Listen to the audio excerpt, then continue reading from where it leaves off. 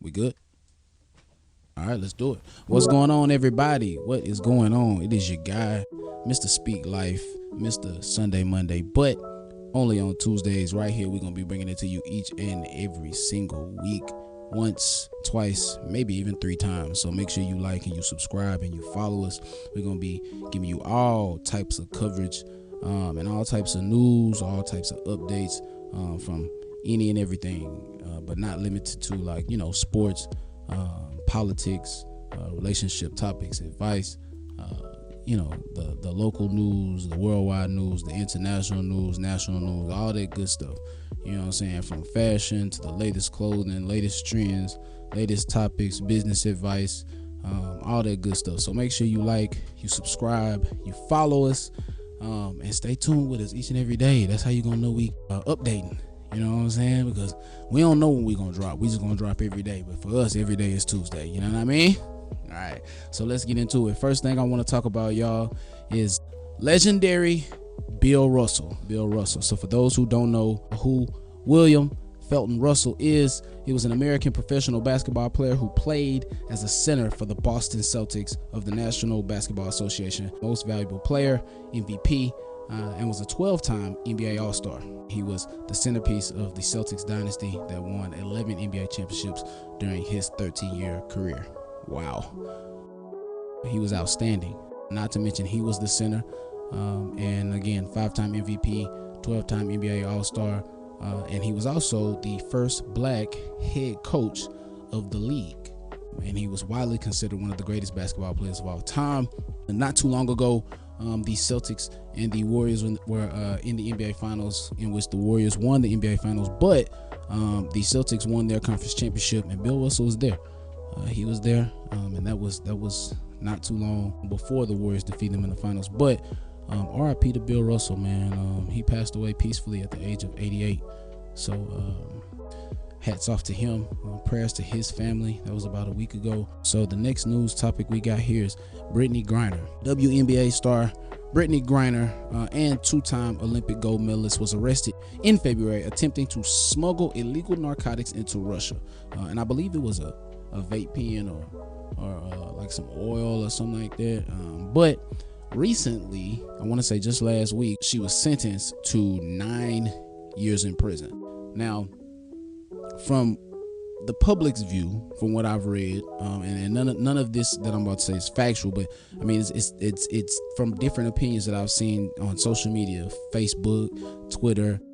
Most people are, I feel like, on Griner's side, and you know, this is a tough position because you really want to support Brittany, right? You really want to support her. You really want to be on her side. And I feel like I am on Brittany's side. The only issue is, I mean, you know, just to be real, common sense, man. I mean, you know, you traveling outside the countries, you know, marijuana's still illegal in America. Yeah, the states can choose in certain places, but under federal law, it's still illegal. So, you know, with her going to Russia, a whole nother country, which I think a lot of people just overlook the fact that that's like America's number one competitor or enemy right now. You know, we had almost 100-year Cold War with them over nuclear weapons, right? That's one of America's biggest threats. So it's like, you know, you're there and you got, you know, that cannabis on you, man. You shouldn't have, you know, that was a bad decision by Brittany, in my opinion. Now, I did read earlier that she pled guilty, which I don't know if her lawyers told her to do that. I don't know what she thought was going to come out of that. If she just thought that, oh, they were just going to be sympathetic towards her because, you know, she's famous. But I mean, I don't think the Russians really care. I just don't think that they really care. And my personal thoughts are, if it were, and this is tough to say because, I mean, you know, who knows? I don't know if 9 years in Russian prison is actually 9 years, or if it's 2 years and 2 months, or if it's, you know, 5 years and something. But I feel like Brittany might have to just do a Jose, because they trying to swap Brittany. From things that I've read, they've got different talks about the US, and now Russia is wanting to swap prisoners. If you follow the Media Mike Speaks, he speaks about how Russia is playing chess against the U.S. Brittany Griner is just a pawn, right? So you know that a pawn, they like your frontline defense, right? They also your sacrifice pieces, but pawns in certain situations can be very, very, very, very powerful. You know what I mean? Especially at end games when all your strength pieces are gone, your castle, your bishops, all those are gone. So it's like the United States in check right now. It's really a tough situation, and I'm really anxious to see how this is gonna play out. I mean, this is a sticky situation. But here nor there, we do want her to come home. It was a mistake. In America, hey, we take marijuana a little bit lighter now over the years. I feel like they do. Probably sit down with their president and talk something different. But I mean, they trying to release, from what I've seen, a guy named Victor Bout, who was a Russian arms dealer who's currently being detained in the U.S. And I'm assuming, from what I've seen on the internet, again, from not all factual information, not all opinionated information, just mixed here and there, is that this guy is dangerous, and it could mean a lot of trouble if he gets out. But hey, we praying for you, Brittany, and we hope that she come home soon. Free Brittany. Moving forward, the 2022 monkeypox outbreak. As of Wednesday, August 17th, 2022, I'm gonna bring you a little bit of statistic. I'm just gonna keep it smaller because I can do it by region, I can do it internationally, I can do it nationally, but right now I'm gonna just focus on the 318. So far, as of Wednesday, August 17, 2022, there are 114 total Louisiana infections and 6 new Louisiana infections, and that's across the entire board. Now, the Louisiana Department of Health regions 90 cases under investigation. I don't know if that means they have pending patients. It really didn't specify, and this is on the health unit website, but I'm assuming that it says under investigation. 90 cases are in the southeast region, which is going to be the New Orleans area. Then you got 2 in the northwest region, which is in the Shreveport Bossier area. Then you got 7 in the Baton Rouge, the capital area, 0 in the southwest, and like I said, it says under investigation, meaning I'm assuming like hospital patients that are showing symptoms, and then they've got 4 in the south central region, which is probably likely the Lafayette area. But I do want to touch up on a couple of facts and myths. Now, the facts are monkeypox is spread through direct contact with rashes or sores from someone who has the virus. It can be spread through clothing, bedding, and other shared items used by an infectious person, or via respiratory droplets passed through prolonged face-to-face contact. So yes, a lot of people are saying, oh no, you can only get it through skin-to-skin contact, you can only get it through touch. That's not true. You can get it through respiratory droplets, you can get it through breathing, hence wear a mask. I think that's kind of ironic though, how this monkeypox outbreak just sprung off after COVID, and the masks are so convenient. Now I don't know, man, that's a whole nother deal in itself. Now if you want me to later this week, we can tune back in. If I get a few requests, then I will pop back up later this weekend. We can talk deeper about the monkeypox and COVID, the comparisons and the differences and the irony of it all, because I mean, I just think it's crazy. But monkeypox also can be spread during intimate contact, kissing, cuddling, and sex. So monkeypox is a version of the late smallpox. It's a member of the orthopox genus and in the family Poxviridae, but it is not the same as chickenpox or shingles. Those, and they are completely different, so they are not the same. A lot of people have been comparing. I mean, I'm talking about it's buku. It's a lot of myths spreading around on the internet. I know another one of them is that homosexuals are the only ones that get it, or the homosexuals are passing it, or the homosexuals or how they derived. I think that sucks for them. You know what I'm saying? I mean, I just think that sucks for them, because it's like every time something bad happens, they get blamed for it. But that is a myth, and I am here to state that is a myth. And I also heard that if you have to have a form of the herpes virus in your blood to get it, meaning you have to have chicken pox, shingles, something like that, HSV1 or 2 in your system in order to get it, and that's not true. I mean, anybody can get it. And another false myth is that it is considered an STD. That's false. It's not an STD. You do not have to have sex to contract monkeypox. So yeah. Anyway, my personal view is we need to mask back up. I think the world needs to mask up. I think that we should possibly shut down temporarily. I feel like if you effectively plan a shutdown, you won't lose as much. You know what I'm saying? It'll be much easier on people. You know what I mean? Of course, it's never going to be easy. I mean, it's an issue, right? So we all know that it's an issue.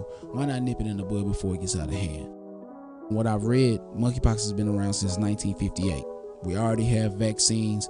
I mean, if we temporarily shut down, you pay volunteers or health workers and you schedule people to get together and take vaccines, get together, schedule people to go door to door and give out the vaccine. If people want it, administer it. You know what I mean? You can't make people get the vaccine, but the same people that's not getting the COVID vaccine are trying to get the monkeypox vaccine. I mean, I don't blame them. You know what I'm saying? I mean, I don't blame them. Have you seen that shit? I mean, I don't want that. You know what I'm saying? So I'm right there along with them, man. Like, I mean, I just think that the smartest thing to do would be to temporarily shut down. I mean, maybe plan like for a 2-week shutdown or a week shutdown to get and the goal may not to be to get everyone vaccinated, but as many people as possible first. My biggest concern are the children. I mean, the children are where you're going to get sick and they're going to get spread the most. I feel like adults are pretty every day when they're going out, you being precautious. And, even though a lot of people were considered others to be dramatic during COVID by cleaning up and touching and not want to touch people, and a lot of people are like, oh, you being dramatic, but it did show that people are capable and able to hold themselves accountable, and it did show that people were listening and that they were aware of the public health crisis, right? So people were looking out for the safety of others. The issue is, though, kids don't walk around all day thinking about that. You know what I'm saying? So by us dropping these kids into school now in August, and monkeypox is an ongoing thing, all it takes is for one of those kids to contract their virus. If one of them kids contract their virus, they're gonna go to school and an entire classroom is gonna flood it, which is then gonna break it off into the homes. And I mean, it has the potential to really, really, really get bad. And my frustrations are, I mean, I feel like, I don't know, I wasn't around when smallpox was a thing, right? But I mean, my issue is, it's like we didn't learn from however long ago they was. You know what I mean? The real question is, will we mask up? And according to a few articles I see, several states have taken precaution and enforced new lockdown areas. I want to say California. Did they say New York? I'm not sure. I can't really find that article right now, but it's tough. It's really tough, people. It really is tough because we are in some tough times here. Following up with that, there's a global health crisis. And so recently, about 3 hours ago, Biden signed a massive climate and healthcare legislation. That's landmark climate change and healthcare bill into law on Tuesday, delivering what he called his final piece of his pared down domestic agenda, as he aims to boost his party's some $375 billion over the next decade that would cap prescription drug costs at $2,000 out of pocket annually for Medicare recipients. It also would help an estimated 13 million Americans pay for health care insurance by extending subsidies provided during the coronavirus pandemic. Who knows? There may be more during the monkeypox pandemic. I mean, I don't know. Yeah. I don't know what they got going on over here. But it says this measure is paid for by new taxes on large companies and stepped up IRS enforcement of wealthy individuals and entities with additional funds going to reduce the federal deficit. Now, what I also saw is that Republicans were not too happy about this. The Republicans say that the legislation's new business taxes will increase prices, worsening the nation's bout with its highest inflation since 1981.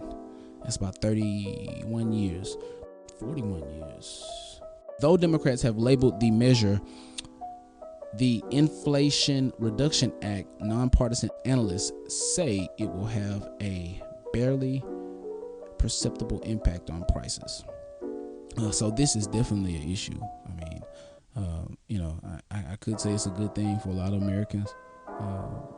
And I guess they're trying to protect the planet. But I mean, I don't understand how. I don't understand how money and new things and taxing rich people is gonna save the planet. In America, you can't control what people do on their own time. That's what democracy is. That's what freedom is. I mean, we don't have people just watching us on our own time. If you own a land out there in Timbuktu, nobody's out there watching you. If climate change is a real thing, then the only true way to save the planet is to get everyone on the planet on the same page, or majority of people on the planet on the same page. And COVID proved that it was possible, but that it's also impossible, because you really can't get everybody on the same page. I mean, what does it take to get people of the world to all agree on one thing? Or what is the one thing in the world that all people can agree on? It's not money. It's apparently not health and wellness of all beings. It's not equality. What is it? What is it truly? What is it?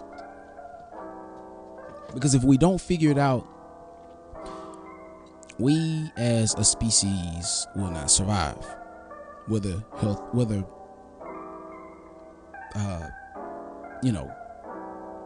climate change is a real thing or not. And I say that, because I try to stay neutral. A lot of people don't believe in climate change. A lot of people do. I don't want to just come on here and be like, climate change, but if it's a thing, if it's real, we could be in big trouble in the next 10 years, man. And they're spending a lot of money to try to fix this, but I don't really think it's a money fixing thing. You know what I mean? I mean, you got more poor out here than rich, and a lot of the things that are energy efficient and conservative, only the rich can afford. And I want to say maybe that's the goal. That's why they're doing international Wi-Fi, trying to conserve electricity, and we're going to electric cars. We're trying to emit less odors into the ozone layer. But I just think it's common sense. I mean, we still got factories releasing billions and billions of emissions into the air, and they worried about my little car driving up and down the road. You know what I mean?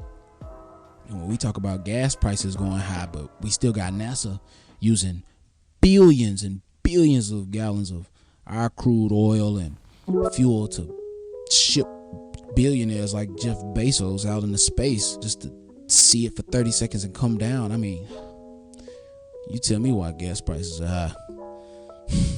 But anyway, moving forward, man, we want to just to touch up on some local news. Adrian Perkins, Shreveport mayor, was disqualified from the mayoral election for listing the incorrect address under oath where he was registered to vote on his mayoral application. So what I saw earlier on the KTBS 3 news page, I was watching a video, but it shows that he recently filed for an appeal to the Second Circuit Court of Appeals on August 9th, which was a 3-judge panel, and they voted 3-0 to uphold the district court's decision. And then just earlier this week, later last week, Perkins appealed that decision to the state's highest court, the Louisiana Supreme Court. So I'm assuming right now we're undergoing that. His lawyers fought, and they filed a 52-page briefing outlining his case, in which the opposite lawyers filed, I want to say it was a 21-page outlining their case. But Perkins' lawyers simply argued that Perkins made a simple mistake. And I mean, that is understandable. It is understandable, but I was watching a video, and one of the judges stated that, hey, there were 10 questions, and he got, I want to say it was 6 wrong. It was 10 questions on the application. That wasn't the only one he got incorrect. His address and some other stuff, and I don't know, man. It's there's a lot of mixed emotions there from different people. I really try to stay out of politics. I mean, it's rough. It's rough. I mean, I got common sense to know that politics is a money game, regardless of people's intentions.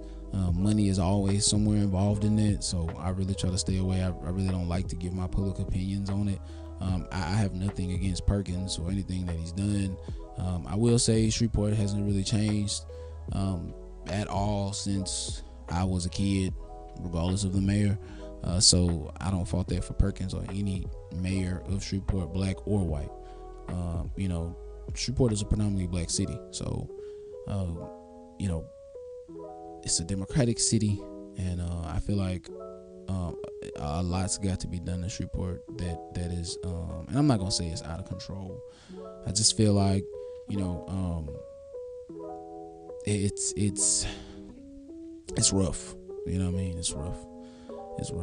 But I do hope that Perkins has the opportunity to be heard he has had the opportunity to be heard by the Louisiana Supreme Court, but I do hope that someone is merciful and at least, you know, tries to give him a chance, because it is a mistake. And I do know, you know, when you do have competition in certain battles like these, the opposition will use everything that they can to destroy you. So regardless of whether it was a mistake or Perkins was trying to cover up something, or maybe just, you know, whatever it is, it's the little mistakes.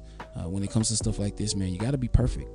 You know, it's like in the championship game, you can't make those mistakes. You can't jump off sides. You know what I'm saying? You can't forget the play. And I mean, simple mistake can cost you. But I do hope that Perkins finds his way back. If not, you know, we have to take it for what it is, move forward, and hope that maybe he can run again during the next mayoral term. You know what I mean? Because I feel like maybe then he'll have some people behind him, more people behind him, due to the nature of how this is going down. But hey,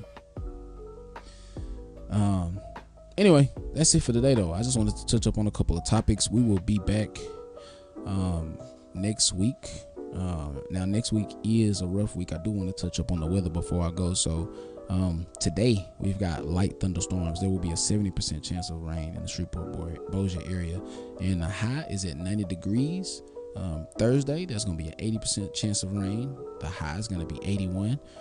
Friday, 30% chance, and Saturday will be a beautiful cool day with a high at about 92 degrees. So after this is the first full week of school, so you know, make sure you take those kids out this Saturday, and you treat them to something good. Encourage them to keep doing that homework and to stay clean, wash their hands, practice their reading, do their homework, social distance, be safe, you know. But in other news, next week will be a rainy one as we prepare for the fall. Labor Day is coming up in about 2 weeks.